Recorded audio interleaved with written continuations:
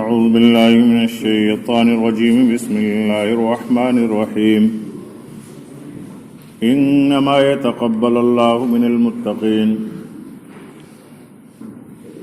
بے شک اللہ تبارک و تعالی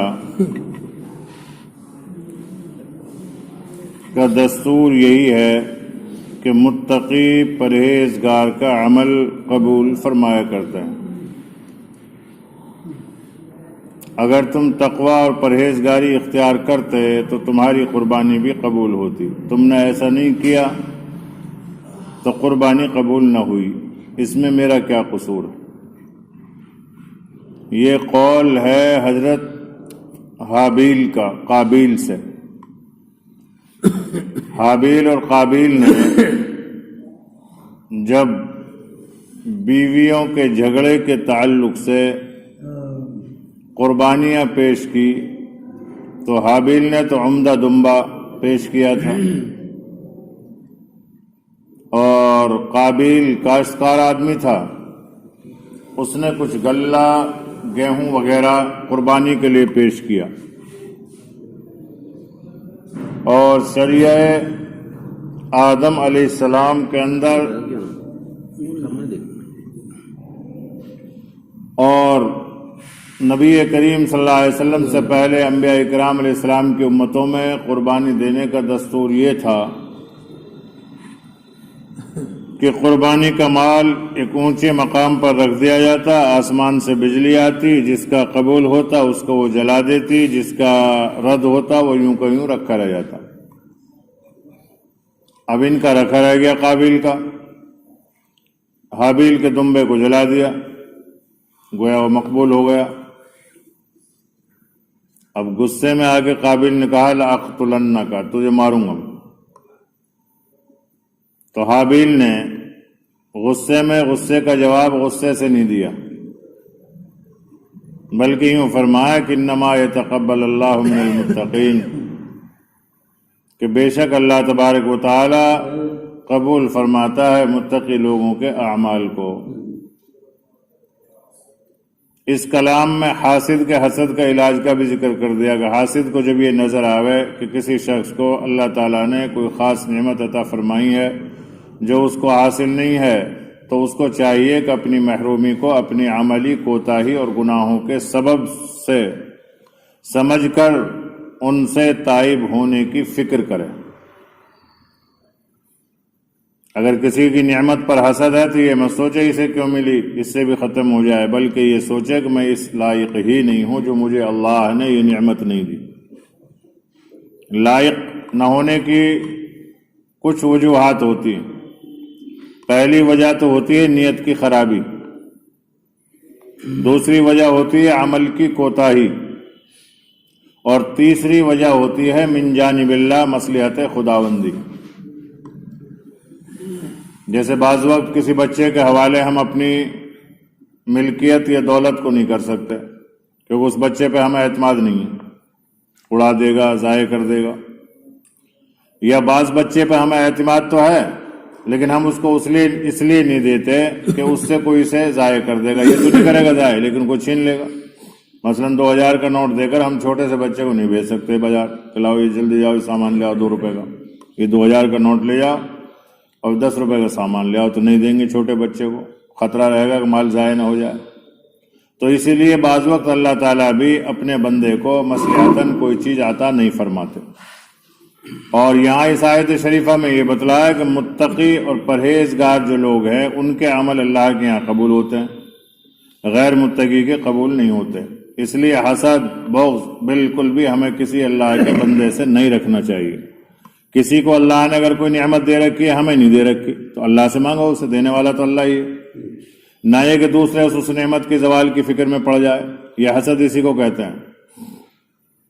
ایک تو ہوتے ہیں حرص تو اسے کہتے ہیں صاحب اس آدمی کے پاس یہ نعمت ہے، اس سے زیادہ مجھے مل جائے، اس سے آگے بڑھ جاؤں۔ ایک ہوتا ہے حسد کہ اس کے پاس یہ نعمت ہے، یہ مجھے ملے نہ ملے لیکن اس کے پاس مت رہے، اس سے چھن جائے، یہ ہے حسد۔ تو حسد بالکل نہ کرے آدمی، دوسرے کی نعمت کے ختم ہونے کی فکر میں نہیں پڑے، کیونکہ اس کے فائدے کے بجائے نقصان کا سبب ہے، کیونکہ مقبولیت عند اللہ کا مدار تقوی پر ہے۔ جو زیادہ متقی ہوگا وہ اللہ کا زیادہ قریبی بندہ ہوگا، جو اللہ کا زیادہ قریبی بندہ ہوگا اللہ تعالیٰ اس کو قیمتی نعمتیں، قیمتی دولتیں عطا فرمائے گا۔ تو یہاں قبولیت عمل کا جو مدار ہے وہ اخلاص اور تقوی بیان فرمایا۔ یہاں حابیل اور قابیل کی باہمی گفتگو میں ایک ایسا جملہ آ گیا جو ایک اہم اصول کی حیثیت رکھتا ہے کہ اعمال اور عبادات کی قبولیت تقوی اور خوف خدا پر موقوف ہے۔ جس میں تقوی نہیں اس کا عمل اللہ کے ہاں قبول نہیں۔ اسی وجہ سے علماء سلف نے فرمایا کہ یہ آیت عبادت گزاروں اور عمل کرنے والوں کے لیے بڑا تازیانہ ہے۔ تازیانہ کہتے ہیں کوڑے کو فارسی میں۔ بڑا تازیانہ کا مطلب چونکا دینے والا۔ جس بعض وقت بچے پڑھ رہے ہوتے ہیں نا، غفلت میں ہوتا ہے کوئی بچہ، ایک مارا اس کے قمچی یا کوڑا فوراً چونکے گا وہ۔ تو یہ آیت بھی عمل کرنے والوں کے لیے ایک چونکانے والا قول ہے۔ ہم کتنے دن سے عمل کر رہے ہیں، کہیں عبادتیں ہو رہی ہیں، کہیں تلاوتیں ہو رہی ہیں، کہیں کوئی کچھ کر رہا ہے، لیکن اگر یہ آیت ذہن میں رہے گی کہ مجھے عمل کرنا ہے خالص اللہ کے لیے اور اللہ سے ڈرتے ہوئے، تو پھر عمل کے اندر قوت آئے گی، قبولیت آئے گی۔ یہی وجہ تھی کہ حضرت عامر بن عبداللہ اپنی وفات کے وقت رو رہے تھے۔ لوگوں نے عرض کیا کہ آپ تو عمر بھر اعمال صالحہ اور عبادتوں میں مشغول رہے، پھر رونے کی کیا وجہ؟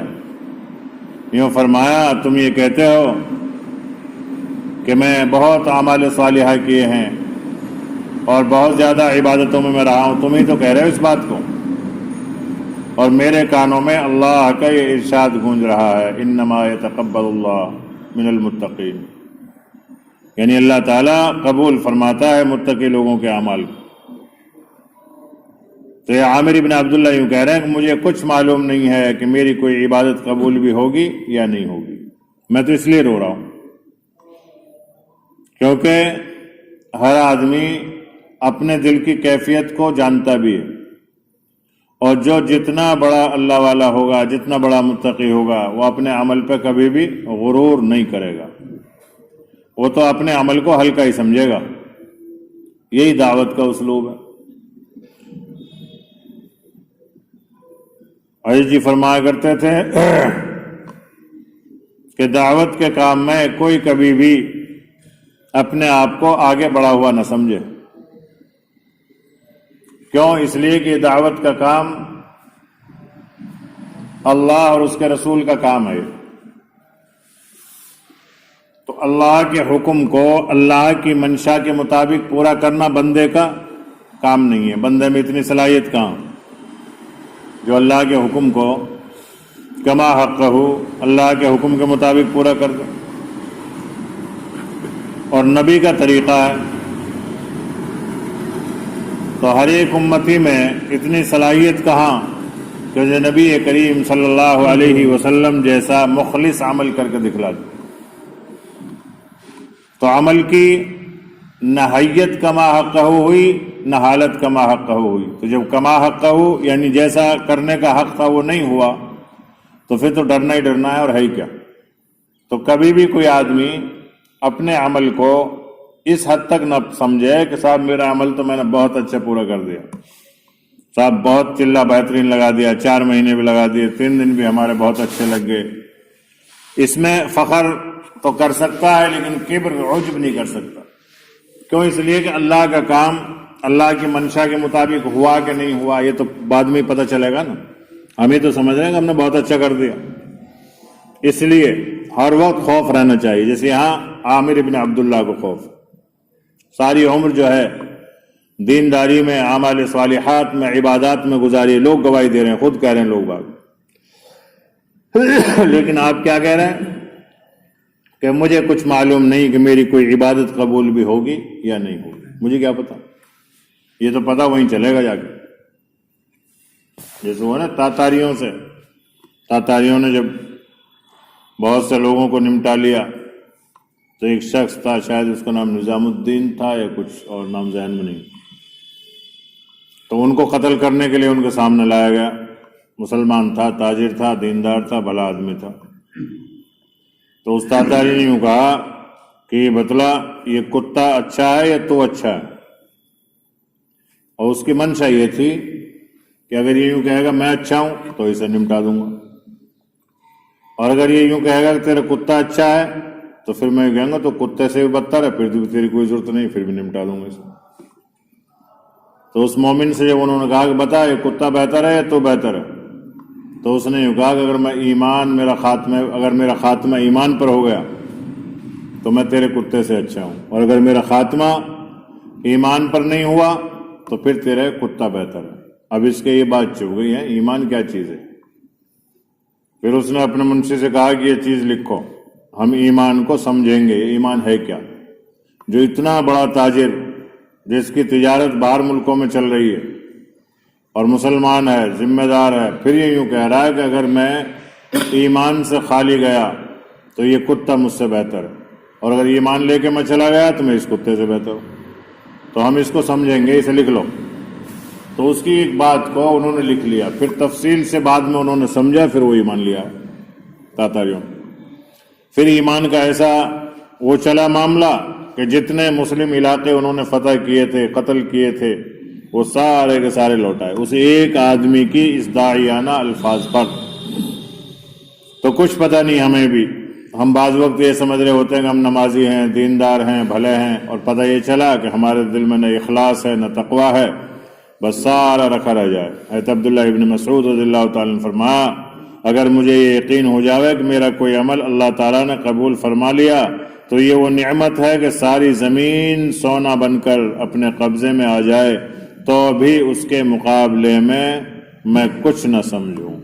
یعنی ایک طرف تو یہ ہے کہ میرا عمل اللہ کے یہاں قبول ہو جائے، اور ایک طرف ساری زمین سونا بن کے میری ملکیت میں آ جائے تو میں اس سونے کو اس پر قربان کر دوں گا، یہ کچھ نہیں ہے میرے نزدیک۔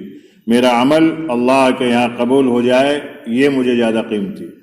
تو یہی ہر ایک ایمان والے کا خاصہ بھی ہونا چاہیے، اپنے عمل کو کما حقہ اس انداز سے پورا کریں کہ اللہ تبارک و تعالی اسے قبول فرما لے۔ اور قبول فرمانے کے لیے کسوٹی اللہ کے یہاں کیا ہے؟ کیا اللہ کے یہاں کسوٹی؟ نبی کریم صلی اللہ علیہ وسلم کا طریقہ، بس اور کچھ بھی نہیں۔ اللہ کے یہاں صرف عمل کی کسوٹی حضور اکرم صلی اللہ علیہ وسلم کا طریقہ ہے۔ کوئی بھی عمل ہو، کوئی بھی عبادت ہو، کوئی بھی ریاضت ہو، سارے اعمال کی کسوٹی آسمانوں میں اللہ کے یہاں صرف محمد الرسول اللہ صلی اللہ علیہ وسلم کا طریقہ ہے۔ کوئی آدمی نے لباس پہنا کہ صاحب میں سنتی لباس پہن رہا ہوں، اللہ مجھ سے راضی ہو، اللہ فرمائیں گے فرشتوں دیکھو میرے نبی سے ملتا ہے کہ نہیں ملتا۔ لباس اگر میرے نبی سے مل رہا ہے یا میرے نبی کے فرمان کے مطابق ہے، ٹھیک ہے، ثواب ملے گا اس لباس پہ بھی اس کو۔ ایک آدمی کھانا کھا رہا ہے، بسم اللہ پڑھ کر کھا رہا ہے، اور یہ سمجھ رہا ہے کہ میں اس کام کو ثواب کے لیے کر رہا ہوں، کیوں کھانا کھاتے وقت بھی نیت یہی ہونی چاہیے کہ میں جو غذا کھا رہا ہوں، کھانا کھا رہا ہوں، کوئی بھی چیز کھا رہا ہوں، اس کے کھانے سے میرا مقصد خالی پیٹ کی آگ بجھانا نہیں، بلکہ یہ شریر اللہ نے مجھے امانت کے طور پر دے رکھا ہے اور اس کی حفاظت کرنا میری ذمہ داری ہے، لہٰذا میں اس کی حفاظت کروں گا تاکہ یہ اللہ کی عبادات میں لگا رہے اور نبی کریم صلی اللہ علیہ وسلم کی سنتوں پر معمور رہے، میں اس لیے یہ کھانا کھا رہا ہوں۔ قوتی غذائیں بھی اگر آدمی استعمال کرے تب بھی یہی نیت رکھے کہ میں پاورفل دوائی یا پاورفل گولیاں یا پاورفل غذائیں اس لیے کھا رہا ہوں تاکہ میرا شریر بنا رہے اور میں اللہ کے حکموں کو نبی کے طریقے پر ادا کرتا رہوں۔ اب اللہ تبارک و تعالیٰ فرشتوں کو فرمائیں گے دیکھو اس کی غذا نبی کریم صلی اللہ علیہ وسلم کی سنت کے مطابق ہے یا نہیں ہے، مکروہ مال تو نہیں ہے، حرام تو نہیں ہے، مشتبہ تو نہیں ہے، نبی کریم صلی اللہ علیہ وسلم جس انداز سے کھایا تھا یہ اس انداز سے کھا رہا یا نہیں کھا رہا، نبی کریم صلی اللہ علیہ وسلم نے جیسا حکم دیا تھا ویسا ہے کہ نہیں، تمام چیزوں کی پرکھیاں اللہ کے یہاں صرف محمد الرسول اللہ صلی اللہ علیہ وسلم کا طریقہ ہے۔ ہر عمل کو اللہ کے حبیب کے طریقے پر فرشتوں کو پرکھنے کا حکم دیا جاتا ہے، چاہے نماز ہو، روزہ ہو، تلاوت ہو، ذکر ہو، کچھ بھی ہو۔ کوئی بھی عمل جب اللہ کے دربار میں پہنچتا ہے اللہ فرماتے ہیں دیکھو اسے جانچو، پرکھ لو اسے، میرے حبیب کے طریقے پر ہے تو اس کو مقام علین میں رکھ دو، بلند مقام میں، مقبولیت کے عمل میں لکھ دو اسے۔ اور اگر میرے نبی کے طریقے کے خلاف ہے تو حکم ہوتا ہے اسے سجین میں پہنچا دو، پھینک دو اس کو۔ یہاں تک کہ نماز کو بھی زمین اور آسمان کے درمیان میں پھینکا جاتا ہے، وہ لٹکی رہتی ہے، معلق بین السماء والارض الی الموت، مرنے تک وہ لٹکی رہتی ہے، اس کی نماز، اس کا روزہ، اس کی زکوٰۃ، اس کی حج۔ جب وہ آئے گا، وہاں پہنچے گا عالم بقا میں، عالم برزخ میں، یا عالم دنیا سے عالم سما میں، تو فوراً اس کے منہ پر پھینک کر مار دی جائے گی کہ لے یہ تیری نماز رہی، میرے نبی کے طریقے پہ نہیں تھی، اسے پکڑ۔ یہ تیرا روزہ نبی کے طریقے پہ نہیں تھا، یہ تیرا درود و سلام، تیری تلاوت، یہ ساری عبادتیں تیری میرے حبیب کے طریقے پہ نہیں تھی، لہٰذا ہمارے یہاں کی کسوٹی میں، پرکھی میں غلط ہے، انہیں پکڑ۔ جیسے بعض وقت ہوتا ہے نا، کوئی آدمی ہمارے گھر پہ دے بولے 10,000 روپے، یہ عبداللہ کو دے دینا، کپڑے کے پیسے رکھے تھے ان کے، اب دے کے چلے گئے، اب آئے عبداللہ کام سے کہ فلاں آدمی پیسے دے گئے اتنے، لاؤ دیکھو، اب عبداللہ نے دے گئے، وہ دے گئے تو نقلی نوٹ ہے سارے، تو عبداللہ رکھا رہے گا، اب کہاں نہ دے اسے، اور جیسے ہی آئے گا تو پھینک کے مارے گا، اس بولے بھائی پکڑ، نقلی دے گیا تو میں نے تجھے اصلی چیز دی۔ تو یہی حالت ہے اعمال کا، اعمال کی اصلیت اخلاص اور تقوی پر ہے، اور اعمال کا ظاہر کا مدار سنت نبویہ صلی اللہ علیہ وسلم پر۔ حضرت ابو درداء رضی اللہ تعالیٰ نے فرمایا، اگر یہ بات یقینی طور پر طے ہو جائے کہ میری ایک نماز اللہ کے نزدیک قبول ہو گئی تو میرے لیے وہ ساری دنیا اور اس کی نعمتوں سے زیادہ ہے۔ یہ ہے دین کی قدر۔ ہم تو یہ کہہ رہے ہوئے گی کیوں نہ، پڑھ تو رہے ہیں، جیسے تیسی ہوئی دیکھی جائے گی۔ یہ بھی ایک شیطان کا دھوکہ ہے۔ کیوں دیکھی جائے گی؟ کوئی آدمی دسترخوان پہ بیٹھے نہیں، نقصان لگا ہوا تو دسترخوان دیکھا جائے گا، بھری جائے گا پیٹ، یہاں کیسے بھر جائے گا؟ جب تک دسترخوان پہ جائے گا نہیں، اصول ضابطے سے کھائے گا نہیں، جب تک پیٹ بھرے گا کہاں؟ دسترخوان پہ بھی آدمی پہنچ گیا، وہاں بیٹھا ہوا نعمتوں کو دیکھ رہا بس، یا ہاتھ سے لقمہ بھی توڑ رہا لیکن خود نہیں کھا رہا، دوسروں کو کھلا رہا، کیسے پیٹ بھر جائے گا؟ من تو بھر سکے، پیٹ نہیں بھر سکتا۔ یہی ایسے ہی آج ہمارا من بھرا ہوا ہے عبادات سے، دیکھ رہے ہیں نمازیوں کو، دیکھ رہے ہیں بھلے لوگوں کو، دیکھ رہے ہیں جماعت والوں کو، ہاں صاحب بہت اچھا دین چل رہا، سب ہو رہا، آپ ہاں میں بھی کروں گا انشاءاللہ، ایسی کوئی بات تھوڑی، اتنا کر رہے ہیں تو یہ کوئی کم ہے کیا؟ اور یہاں یہ صحابی ہیں، وہ صحابی ہے ابو درداء رضی اللہ تعالیٰ، جو مشہور صحابہ کرام میں سے، یہی کہتے ہیں اگر مجھے یہ پتہ چل جانے میری ایک نماز اللہ کے نزدیک قبول ہو گئی تو مجھے اتنی خوشی ہوگی، اتنی مسرت ہوگی کہ جیسے مجھے ساری دنیا اور اس کی نعمتیں مل گئی ہوں، اس سے بھی زیادہ خوشی ہوگی مجھے۔ اور یہ مقام کب ملتا ہے؟ اسی لیے فرمایا گیا کہ اگر نماز کو صحیح معنی میں نماز بنانا ہے تو کیا کرنا پڑے گا؟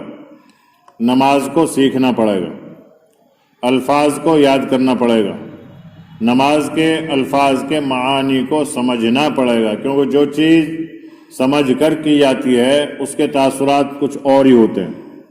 مثال طور پہ ہم نے نماز سے پہلے وضو کرنا شروع کیا، اگر ہمیں یہ یقین ہو جاوے کہ وضو سے ہمارے اعضاء کے گناہ دھلتے ہیں تو ہم کیا کریں گے؟ اعضاء کو اچھی طرح دھوئیں گے۔ جیسے اگر ہاتھ پیروں میں کہیں مٹی لگ رہی ہے اور پانی سے ہم دھو رہے ہیں، تو جب تک ہمیں یہ یقین نہیں ہو جاتا کہ ہماری مٹی دھلی ہے، ہاتھوں کی نہیں دھلی، جب تک ہم مانتے کہاں، دھوتے رہتے ہیں۔ بعض وقت ایسا ہوتا ہے کوئی مٹی ہوتی ہے بدبودار، پھر سونگتے ہیں ہاتھوں کو، ارے ابھی تو بات سے آ رہی ہے، صابن لاؤ، اب صابن سے دھوتے ہیں، پھر دیکھتے ہیں، پھر سونگتے ہیں، پھر بعض وقت اطمینان نہیں ہوتا دوسرے سے بھی سنگواتے ہیں، دیکھو تک میں نے پینٹ سے کیا تھا، پینٹ تو ہٹ گیا لیکن بدبو آ رہی کہ نہیں آ رہی، مسجد میں جاؤں کہ نہیں جاؤں، ایسی بدبو دیکھنا ذرا، یا پیچھے کو کوئی پینٹ لگ تو نہ رہا، کونے میں دیکھو دکھائی نہیں دے رہی، تو کتنے اہتمام سے ہم اس کو کرتے ہیں۔ اگر ہمیں یہ یقین ہو جائے کہ وضو سے ہمارے اعضاء کے گناہ دھلتے ہیں تو پھر ہم وضو کو کیسا کریں گے؟ نبی کے سنت کے مطابق کریں گے کہ کوئی عضو میں سے بال کے برابر بھی جگہ خشک نہ رہ جائے۔ لیکن ہمارا کیا حال ہوتا ہے؟ انگلی چل رہی ہے، منجن ہو رہا ہے، کولگیٹ ہو رہا ہے، ٹونٹی کھل رہی ہے، ادھر جو ہے مسجد کا فضول خرچی ہو رہی ہے پانی میں، جبکہ آدھے کلو پانی سے ہو جاتا ہے وضو، 4 کلو تو کرا ہی۔ اور ہم نے اندازہ لگایا ایک وضو پہ 5 کلو پانی خرچ ہوتا ہے ہماری ٹونٹیوں، کیونکہ ٹونٹی بڑی۔ ایک جگہ دیکھا ہم نے حیدرآباد میں ٹونٹی وہ لگا رکھی اسٹیشن کی سی، میں صدر صاحب سے کہا، میں کہ یہ کیوں؟ اجنوں کو پانی بہت دقت ہے یہاں، اس لیے ایسے ٹوٹ لگا یوں دباوا تو نکلا پانی, ہٹا دیں تو پھر بند. من کی اس سے تو بڑی دقت ہے. ہاتھ پیر تو دھو لے آدمی آرام سے دبا کے, لیکن منہ کہاں سے دھوئے؟ نکنا اس کا طریقہ سیکھنا پڑے گا. یوں دباؤ, یوں ہاتھ میں دونوں ہاتھوں سے لو, یوں دباؤ یہاں سے اور بھر لو, چل لو, کر لو. اتنا آپ منہ دھو کے آئیں گے اتنا پانی بند رہے گا ٹوٹی کا. تو بعض جگہ وہ اسٹیشنوں والی ٹوٹی لگا رکھی اسی لیے, کیونکہ نمازی پرواہ نہیں کرتے.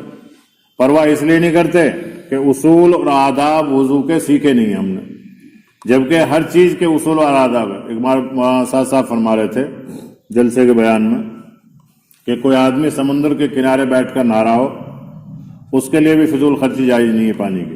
حالانکہ سمندر کے کنارے پانی بہ کے بھی اسی میں جا رہا ہے. کیوں نہیں ہے؟ مولانا تو وہ وجہ نہیں بتائی, لیکن میری سمجھ میں یہ وجہ آئی کہ سنت کے خلاف ہو جائے گا.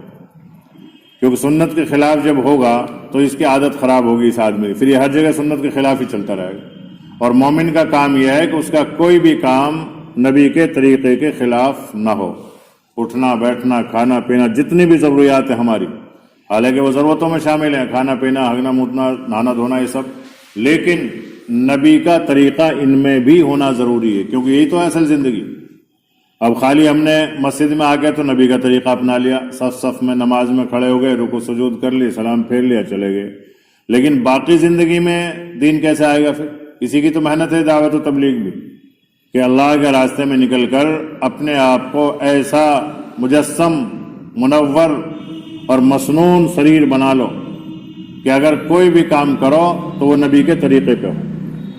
اب یہاں جب ہم وضو کرتے ہیں تو وضو میں ہمیں یہ پتہ ہی نہیں ہوتا ہمارے ہاتھوں سے گناہ دھل رہے ہیں. اگر یہ یقین ہو جاوے کہ میرے ہاتھوں نے جو برائیاں کی ہیں, حقوق اللہ توڑے ہیں, وہ اس دھونے سے چھوٹ جائیں گے تو ہم اہتمام سے ہاتھوں کو دھوئیں گے. میری زبان نے جو صبح سے ظہر تک وضو تک بکواسیں کی ہیں, غیبتیں کی ہیں اور حقوق اللہ کو توڑا ہے, جب میں کلی کروں گا تو اس سے میرے وہ تمام کے تمام گناہ دھل جائیں گے. امام حنیفہ رحمۃ اللہ علیہ کو تو بعض وقت نظر بھی آتا تھا, پھر انہوں نے دعا کی, اللہ مجھے لوگوں کے یہ عیوب نہ دکھا, ورنہ وہ جب پانی گرتا تھا اس سے پہچان لیتے تھے اس کے ہاتھ سے یہ گناہ جھڑ رہا ہے. مسح کریں گے سر کے گناہ جھڑیں گے, پیروں کو دھوئیں گے, گناہوں کی طرف جو پیر ہمارے چلے ہیں وہ دھلیں گے. یہ یقین کامل ہو. پھر اس کے بعد میں پھر نماز میں جب ہم صف پہ آگے, چاہے نفلی نماز ہو یا فرض ہو, واجب ہو, سنت ہو, اب اس وقت ہم نماز کے الفاظ کو صحیح جانتے ہوں. تو جب الفاظ کو صحیح جانیں گے تو تکبیر تحریمہ میں جب ہم کھڑے ہو جائیں گے سیدھے اللہ اکبر کہیں گے کہ اللہ سب سے بڑا ہے, تو اللہ کی بڑائی اور اس کی عظمت دل کے اندر پیدا ہوگی کہ میں نے سب چیزوں کو پیچھے چھوڑا, اب میں بہت بڑے بادشاہ کے سامنے کھڑا ہوا ہوں. اب جب ثنا پڑے گا, ہاں ایک مسئلہ یہ بھی ہے, کیا نام ہے ایوب بھائی, نماز میں جب کھڑے ہوں تو بسم اللہ سے شروع نہیں ہوتی نماز, اللہ اکبر سے ہوتی ہے. بہت سے بیچارے کیا کرتے ہیں, کھڑے ہوئے بسم اللہ الرحمن الرحیم, اللہ ایسا منع ہے. ہاں کچھ کی آواز آتی ہے بسم اللہ کی, وہ پتہ نہیں کون پڑھتا. بہرحال سب کے لیے مسئلہ ہے کہ اللہ اکبر سے پہلے بسم اللہ نہ ہو, مسنون طریقہ, حالانکہ اللہ کا نام لیا جا رہا ہے, وہ بھی اللہ ہی کا نام ہے, لیکن نماز ابھی شروع ہوئی کہاں رہی, نماز تو یہاں سے شروع ہوگی. اور بسم اللہ تو ہر کام کے بھلائی کے لیے, خیر کے لیے ہے, لیکن نماز کا جو طریقہ ہے اس نماز کے طریقے میں یہ تکبیر تحریمہ سے شروع ہے, پھر ثنا پڑھی جائے گی, پھر اعوذ باللہ, پھر بسم اللہ, پھر سورہ فاتحہ, پھر کوئی سورہ. تو یہ ہے ترتیب, اس ترتیب سے نماز پڑھی جائے. حضرت عمر ابن عبدالعزیز نے ایک شخص کو ختم نصیحتیں لکھی کہ میں تجھے تقوی کی تائید کرتا ہوں جس کے بغیر کوئی عمل قبول نہیں ہوتا, اور اہل تقوی کے سوا کسی پر رحم نہیں کیا جاتا. یہ دیکھو رحم کا وہ ہے طریقہ. ہم لوگ یہ سوچیں کہ اللہ تعالیٰ ہم پہ ایسا رحم کرے, ایسا رحم کرے کہ سونا کی بارش برسا دے, اتنے رحم کی امید رکھیں. اور تقوی کتنا ہماری زندگی میں وہ ہمیں سب کو پتا ہے. تو اس لیے فتویٰ پہ بھی نہ چلا جا رہا آج کل, تو تقوی تو بہت دور کی بات ہے. اس لیے کوشش کی جائے, یہ بھی مت سوچے آدمی ارے یہ کام ہمارا کہاں, یہ تو اللہ والوں کا. اللہ والے کوئی زمین سے نہ اگے یا آسمان سے برسے نہیں, وہ بھی ہمارے جیسے تھے, ہمارے آبا تھے, اجداد تھے, ہماری نسلوں کو چلانے والے, یعنی ہماری جڑیں تھیں. سب سے بڑے کہیں سے کہیں چلے جاؤ آپ, برادری چھوڑ دو تھوڑی دیر کے لیے, انسانیت پہ آ جاؤ. تو ہم سب کے تار انسانیت اور حسب اور نسب اور تعلق سے نبی کریم صلی اللہ علیہ وسلم سے جا کے ملیں گے, صحابہ کرام سے ملیں گے, اور پھر اور آگے جا کے اور انبیاء کرام سے ملیں گے. بھئی ہم بھی تو انسان ہی ہیں, تو انسانیت کے ناطے ہمارا رشتہ جوڑتے جوڑتے آدم علیہ السلام پہ پہنچنا ہی ہے. آدم سے الگ تھوڑی ہم. ہمارے ایک مولانا تھے کھینچے تان کے, بڑگلی چوک پہ کمپیوٹر کام کرتے تھے, ان سے ہم کتابت وغیرہ کراتے تھے. قریب انہوں نے اپنا نام رکھ رکھا ابن آدم. ہاں, ابن آدم کمپیوٹر سینٹر. ہاں, تو میں پہلی بار گیا تو من کی ابن آدم, تو بیٹھ کے وہ تھے, وہ مزاحیہ بھی مجھے جانتے تھے لیکن میں انہیں نہیں جانتا تھا. بیٹھ کے بات چیت ہونے لگی تو میں نے کہا, میں نے کہا آپ ابن آدم ہو, ابن ہوا کون ہے؟ اب وہاں سے من کے آپ دونوں لکھتے, جب جڑ میں ہی پہنچنا تھا تو ابن آدم و ابن ہوا لکھتے. جب نے کہا یہ بات تو میرے ذہن میں نہیں آیا, میں کہ یہ کیا ہے ابن آدم ہے, ہوا چھوڑ دی بیچاری, بنا ہوا کا تو آدم کا من نہ لگا, تم نے اسے بھی چھوڑ دیا. تو انہوں نے کہا جی آپ کون ہیں؟ من کہ میں ابن آدم ابن ہوا ہوں. پھر یہاں سے انہوں کہاں سے, کوئی انہوں کا اچھا فلاں ہے, میں وہ جانتے تھے مجھے لیکن شکل سے ملاقات نہیں تھی.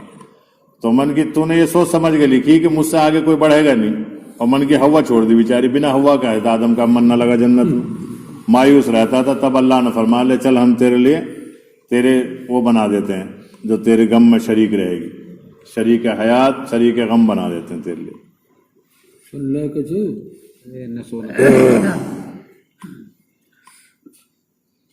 تو ہم لوگ کیا سمجھتے ہیں, ارے نو کہ یہ کام ہمارے بس کی نہیں. کیوں نہیں ہے بس کی ہمارے خوب ہیں, بشرطے کہ ہم اپنے آپ کو اس قابل بنانا چاہیں. تقوی اور اخلاص یہ انسان کی اپنی محنت ہے, اس میں اڑوسی پڑوسی مولوی امام مقتدی دائی کسی کی ضرورت نہیں ہے. تقوی کہاں ہوتا؟ دل میں. اخلاص کہاں ہوتا؟ دل میں. دل ہمارے پاس اپنا موجود ہے, تو یہ ہماری اپنی ذات سے تو تعلق ہے, اس کا دوسرے کی ذات سے تعلق ہے ہی کہاں. تو جب ہماری اپنی ذات سے جس چیز کا تعلق ہے اس میں ہی ہم پورے مکمل نہیں اتر رہے, تو پھر دوسروں کے لیے ہم کیسے دعوت دیں گے یا دوسروں کو کیسے سمجھائیں گے جب ہم خود اپنے دل کو نہیں سمجھا پا رہے. تو اس لیے یہ کبھی بھی مت سوچے آدمی مایوس ہرگز نہ ہو, بلکہ یہ سوچے کہ وہ بھی تو اللہ کے بندے تھے. اگر صحابہ کرام کی جیسے زندگی ہم پڑھتے ہیں, اگر اسباب کے اعتبار سے دیکھا جائے نا, سارے مدینہ والوں کے پاس اتنا مال و دولت, کپڑے, زمین, جاگیر یا اسباب نہیں تھے جتنے ہماری ایک نمبردار کے پاس موجود ہیں. اور نمبردار کو بھی چھوڑ دو, بنا نمبرداروں کے ہم جتنے بیٹھے ہیں نا, سارے مدینے میں اتنے کپڑے نہیں تھے جتنے ہمارے اکیلے گھر میں بھرے پڑے. سارے مدینے والوں کے پاس بعض وقت اتنا پیسہ نہیں ہوتا تھا جتنا آپ اور ہمارے پاس ایک ایک کے بیلنس میں یا ایک ایک کے گھروں میں رکھا. سارے مدینے والوں کے پاس اتنا کھانے پینے کی اشیاء نہیں ہوتی تھی جتنے ہمارے ایک ایک گھر میں بھری پڑی ہیں. کیونکہ اما عائشہ صدیقہ رضی اللہ تعالیٰ فرماتی ہیں کہ ہمارے گھروں میں 2 چاند نکل جاتے ہیں, 2 مہینے گزر جاتے تھے, چراغ نہیں جلتا تھا, تیل بھی نہیں ہوتا تھا. اور اللہ کے رسول صاحب مرض وفات میں جو واقعہ لکھا, اما عائشہ فرماتے ہیں کہ ہم یہودن کے یہاں سے لائی تھی, میں تیل مانگ کے بھی اس رات میں جب آپ کی طبیعت خراب ہو رہی تھی. یعنی قسمہ پرسی کا یہ عالم. لیکن تقوی طہارت کتنا, وہ آپ روزانہ حیات الصحابہ میں, حکایت صحابہ میں, فضائل اعمال میں سنتے رہتے ہیں. تو جب وہ سب کچھ نہ ہوتے ہوئے اتنے بڑے مقام تک پہنچ گئے اللہ کے فضل سے, تقوی اور اخلاص کی برکت سے, نبی کریم صلی اللہ علیہ وسلم کے انوارات کی برکت سے, تو ہم کیوں نہیں پہنچ سکتے؟ ہم اس مقام پہ تو نہیں پہنچ سکتے, قیامت تک نہیں پہنچ سکتے, لیکن جس مقام پہ اب ہم ہیں اس مقام پر رہ کر تو ہم اپنے مقام کو تو پا ہی سکتے ہیں. ہمارا مقام کیا ہے؟ ہمارا مقام یہ ہے کہ ہمارا ہر ایک عمل اللہ کے حکم اور نبی کے طریقے پہ آ جائے بس.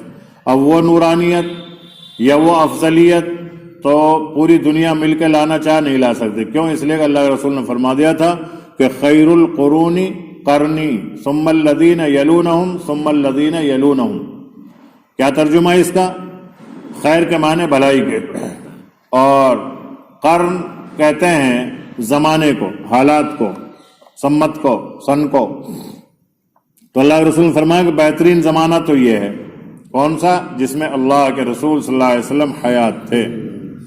اللہ رسول فرما بہترین زمانہ تو میرا زمانہ ہے، خیر القرون قرنی، بہترین زمانہ یہ ہے جو میرا زمانہ ہے، یعنی اللہ کا رسول صلی اللہ علیہ وسلم وہاں تشریف فرما، اس مقام پہ، اس جگہ پہ، اس سن میں، اس سال میں، ان دنوں میں، تو وہ زمانہ بہتر ہے۔ پھر اللہ کے رسول نے کیا فرما، ثم الذین یلونہم ثم الذین، پھر گراوٹ جائے گی، گرتا گرتا چلا جائے گا، حالات جو ہے تبدیلیاں آتی جائیں گی۔ تو اس گرے ہوئے حال میں خالی ہر ایک آدمی بس اتنا کر لے جس کام کو بھی مجھے کرنا ہے اللہ کے حکم کے خلاف نہ ہو، نبی کے طریقے کے خلاف نہ ہو، بس اس دور میں وہ سب سے افضل آدمی ہے۔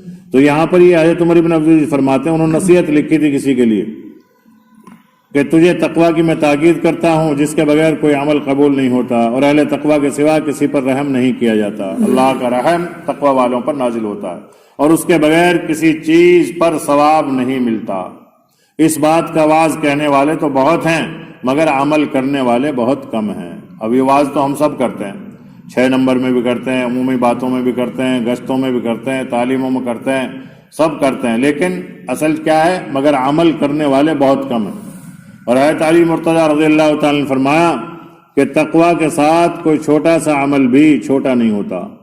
جو عمل مقبول ہو جائے وہ چھوٹا کیسے کہا جا سکتا ہے، یعنی جو قبول ہو گیا وہ چھوٹا نہیں، اور جو تقویٰ سے کیا جائے گا وہ چھوٹا نہیں رہے گا، اور جو تقویٰ سے کیا جائے گا وہ قبول ہوگا۔ اس لیے اللہ تعالی ہم سب کو بھی تقویٰ سے تمام امور کو انجام دینے کی توفیق عطا فرمائے۔ تقویٰ کیا ہے؟ اللہ کا خوف۔